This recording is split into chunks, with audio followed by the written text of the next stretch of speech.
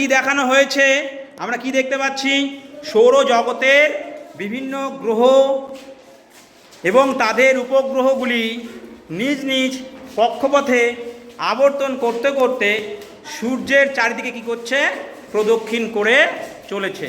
এই সৌরজগতের প্রধান এই সূর্যের দেহের ভিতরের তাপমাত্রা কত আছে, 1.5 কোটি ডিগ্রি সেলসিয়াস। সূর্যের বাইরের তাপমাত্রা কত, 6000 ডিগ্রি সেলসিয়াস।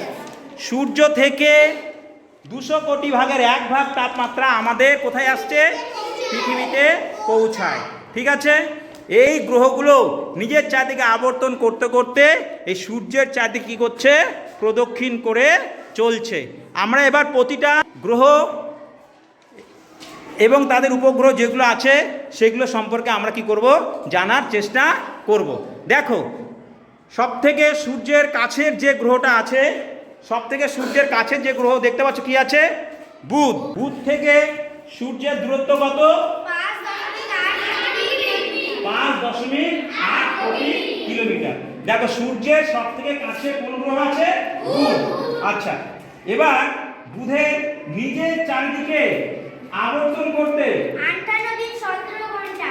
আচ্ছা, বুধের সময় হচ্ছে 58 দিন 17 ঘন্টা। এবার নিজের চারিদিকে আবর্তন করতে করতে কার চারিদিকে প্রদক্ষিণ করে আসছে, দেখো সূর্যের চারিদিকে প্রদক্ষিণ করে আসতে কত সময় লাগছে, 88 দিন। কত সময় লাগছে, 88 দিন। আচ্ছা দেখো, বুধ সূর্যের সবথেকে কাছে আছে, তাই বুধের তাপমাত্রা কত, সামনের দিকে তাপমাত্রা কত, 430 ডিগ্রি সেলসিয়াস। আচ্ছা, এবার দেখো বুধের পরে কি আছে, বুধের পরে শুক্র গ্রহ। দেখতে পাচ্ছ শুক্রের দূরত্ব একটু বেড়ে গেল, এর কত ছিল, 5.8 কোটি। কিন্তু শুক্র থেকে দেখো, শুক্র থেকে সূর্যের দূরত্ব কত, 10 কত,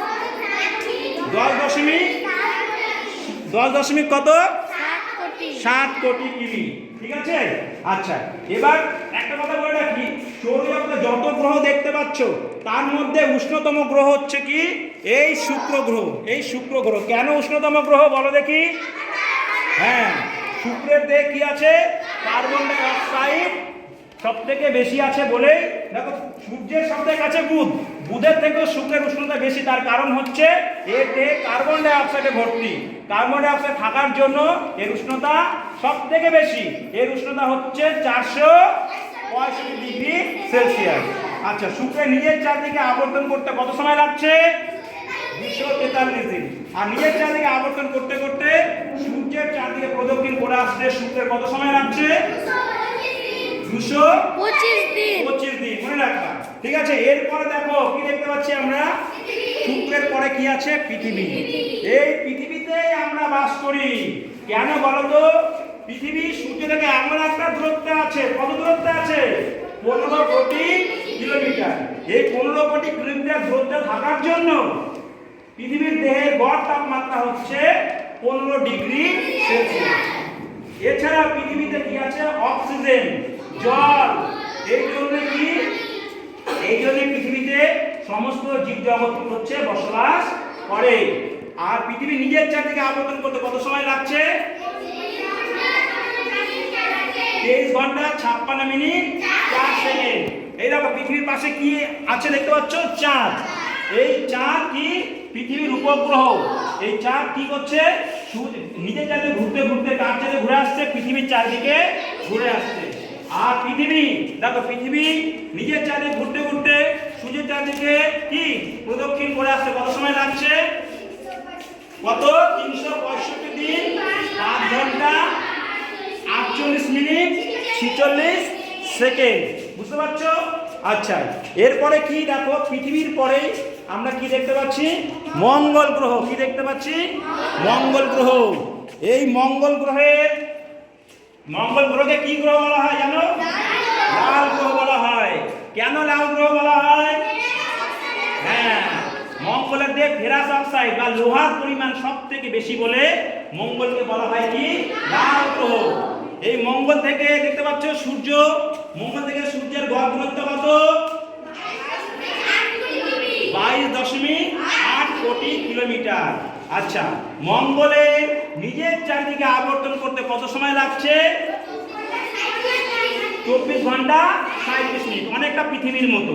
আচ্ছা, মঙ্গলের নিজের চারদিকে আবর্তন করতে করতে সূর্যের চারদিকে প্রদক্ষিণ করে আসতে মঙ্গলের কত সময় লাগছে? 687 দিন। আচ্ছা, বিজ্ঞানীরা মনে করেছে দেখো পৃথিবীতে প্রাণীর অস্তিত্ব তো আছে, এবার মঙ্গলেও কি প্রাণের অস্তিত্ব আছে বলে মনে করা হচ্ছে, কারণ পৃথিবীর যেরকম তাপমাত্রা মঙ্গলের সেরকমই তাপমাত্রা। মঙ্গলের দেহে জলের অস্তিত্ব খুঁজে পাওয়া গেছে, তাই মঙ্গলে প্রাণ থাকতে পারে বলে বিজ্ঞানীরা কি করেছে? অনুমান করেছে। আচ্ছা, মঙ্গলের পরে কি দেখতে পাচ্ছ? বৃহস্পতি। বৃহস্পতির দূরত্ব কি বেড়েছে মঙ্গলের থেকে? হ্যাঁ, মানে আমরা যত ধাপ এদিকে যাচ্ছি দেখো দূরত্বগুলো বাড়ছে। আচ্ছা, বৃহস্পতি সৌরজগতের মধ্যে সবথেকে কি বড় গ্রহ। হ্যাঁ, বৃহস্পতির অভিকর্ষ শক্তিও সব থেকে বেশি। বৃহস্পতিকে বলা হয় সৌরজগতের বৃহত্তম গ্রহ। বৃহস্পতি নিজের চারিদিকে আবর্তন করতে কত সময় লাগছে? 9 ঘন্টা 50 মিনিট। আর নিজের চারিদিকে আবর্তন করতে করতে সূর্যের চারদিকে প্রদক্ষিণ করে আসতে কত সময় লাগছে? কত? 12 বছর। বুঝতে পেরেছ? আর একটা কথা বলি, দেখো বৃহস্পতির তাপমাত্রা কিন্তু -150। দেখো সূর্য থেকে দূরত্ব যেহেতু বেড়ে গেছে, কত দূরে ছিল বৃহস্পতি? কত দূরে আছে? 77.8 কোটি। দেখো যতই সূর্য থেকে দূরত্ব বাড়ছে ততই কি তাপমাত্রা ক্রমশ কমে যাচ্ছে। এর তাপমাত্রা কত? -150 ডিগ্রি সেলসিয়াস। আচ্ছা দেখো, এবার বৃহস্পতির পরে কি দেখতে পাচ্ছি? শনি। দেখো শনির দূরত্ব আরেকটু বেড়ে গেল, এই জন্য শনির তাপমাত্রা বৃহস্পতির থেকেও আরেকটু কমে গেল।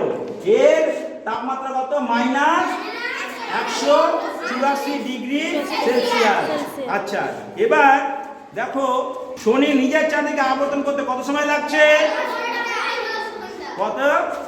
প্রায় 10 ঘন্টা। শনি নিজের চারদিকে আবর্তন করতে কত সময় লাগছে? প্রায় 10 ঘন্টা। নিজের চারদিকে আবর্তন করতে করতে নিজের চারদিকে প্রদক্ষিণ করে আসতে কত সময় লাগছে? 29 বছর 6 মাস। আর একটা কথা বলি, এই শনির চারপাশে 7টা কি আছে? বলয় আছে। শনির চারপাশে 7টা বলয় আছে। এই বলয়গুলো কি দিয়ে তৈরি? বলো, কি দিয়ে তৈরি? পাথরখণ্ড, বরফের টুকরো, ধূলিকণা দিয়ে তৈরি 7টা বলয় আছে। ঠিক আছে, এরপরে কি দেখতে পাচ্ছ? ইউরেনাস। দেখতে পাচ্ছ ইউরেনাসের দূরত্ব আরেকটু বেড়ে গেল। কত দূরত্ব দেখো, ওদিকে কত দূরে সূর্য দেখা যাচ্ছে? দেখতে পাচ্ছ সূর্য কত দূরে দেখা যাচ্ছে? অনেক দূরে। কত? ইউরেনাস থেকে সূর্যের দূরত্ব কত? 287 কোটি কিলোমিটার। বুঝতে পেরেছ? আচ্ছা, ইউরেনাসের নিজের চারদিকে আবর্তন করতে কত সময় লাগে? প্রায় 17 ঘন্টা। আর নিজের চারদিকে আবর্তন করতে করতে সূর্যের চারদিকে, দেখো সূর্যের চারদিকে প্রদক্ষিণ করে আসতে কত সময় লাগছে? হ্যাঁ, প্রায় 84 বছর। আচ্ছা, এবার ইউরেনাসকে কিছু বলা হয়। বলো, কি বলা হয়? সবুজ গ্রহ। কেন সবুজ গ্রহ বলা হয়? বলো। কেননা ইউরেনাসের দেখে মিথেন গ্যাস বেশি থাকার জন্য ইউরেনাসকে কি বলা হয়? সবুজ গ্রহ। আচ্ছা, যত সূর্য থেকে দূরত্ব বাড়ছে তত দেখো তাপমাত্রা ক্রমশই কমে যাচ্ছে। এর তাপমাত্রা কত বললাম?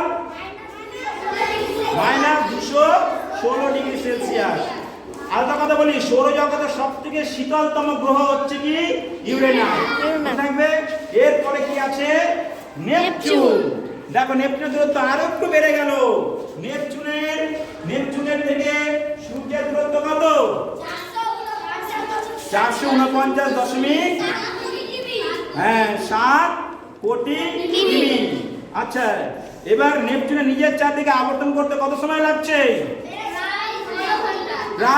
প্রায় 16 ঘন্টা। নিজের চারদিকে আবর্তন করতে করতে সূর্যের চারদিকে কি করছে?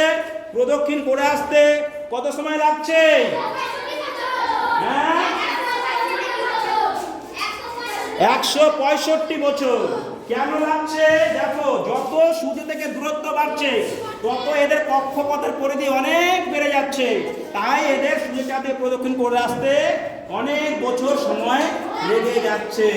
আচ্ছা, নেপচুনের পরে কি আছে দেখো, নেপচুনের পরে হচ্ছে প্লুটো। দেখো কি কেন বসিয়ে রেখেছি বলো? হ্যাঁ, সে কি বামন গ্রহ। কেন বামন গ্রহ একটু বলছি। দেখো, এই যে যেগুলো দেখতে পেলে এখানে 8টা যে গ্রহগুলো আছে, এই গ্রহর যা বৈশিষ্ট্য থাকা উচিত সেই বৈশিষ্ট্য আছে।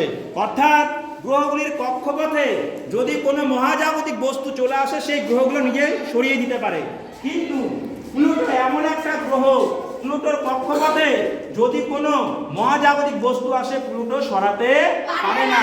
এছাড়াও প্লুটো দেখতে পাচ্ছি পৃথিবীর উপগ্রহ চাঁদ থেকেও এই প্লুটো আরো ছোট, তাই প্লুটোকে বিজ্ঞানীরা বর্তমানে গ্রহের পর্যায়ে ফেলছে না। এটি একটি বামন গ্রহ। আচ্ছা, সবাই বুঝতে পারলে? হ্যাঁ, তোমরা কেমন বুঝতে পারলে? আচ্ছা দেখো, বলো সূর্যের সব থেকে কাছের গ্রহের নাম কি? বুধ। আচ্ছা, এবার বলো কাকে লাল গ্রহ বলা হয়? কেন লাল গ্রহ বলা হয়? কেননা মঙ্গলের দিকে কি আছে? Ferrous oxide. আচ্ছা, সৌরজগতের মধ্যে সব থেকে বৃহত্তম গ্রহের নাম কি? বৃহস্পতি। আচ্ছা বলো, কোন গ্রহের চারিদিকে 7টা বলয় আছে? শনি। সৌরজগতের এমন একটা গ্রহ বলো যার রং সবুজ? ইউরেনাস। কেন এর রং সবুজ? এর দেহে কি আছে? মিথেন গ্যাস আছে। আচ্ছা বলবা, সৌরজগতের এমন একটা গ্রহ বলো যাকে বলা হচ্ছে বামন গ্রহ? প্লুটো। দেখতে পাচ্ছ? আচ্ছা, সৌরজগতের এমন একটা গ্রহ বলো যেটি হচ্ছে সব থেকে শীতলতম? ইউরেনাস। তাপমাত্রা -216°C। আর একটা বলো, সৌরজগতের সব থেকে উষ্ণতম গ্রহ কোনটা? শুক্র। শুক্রের তাপমাত্রা কত? 465°C। কেন শুক্রের তাপমাত্রা বুধের থেকেও বেশি? কেননা শুক্রের দেহে কি আছে? কার্বন ডাই অক্সাইড আছে। এখানে আমি শুধু একটাই উপগ্রহ দেখেছি, এছাড়াও সৌরজগতে আরো অনেক উপগ্রহ আছে। এই প্রতিটা গ্রহ এবং উপগ্রহ নিজের চারদিকে আবর্তন করতে করতে সূর্যের চারদিকে প্রদক্ষিণ করে আসছে। ঠিক আছে? এই দেখো, ঠিক এরকম ভাবে কি হচ্ছে, সৌরজগতের সমস্ত গ্রহ এবং উপগ্রহগুলোই কি নিজের চারদিকে আবর্তন করতে করতে সূর্যের চারদিকে প্রদক্ষিণ করে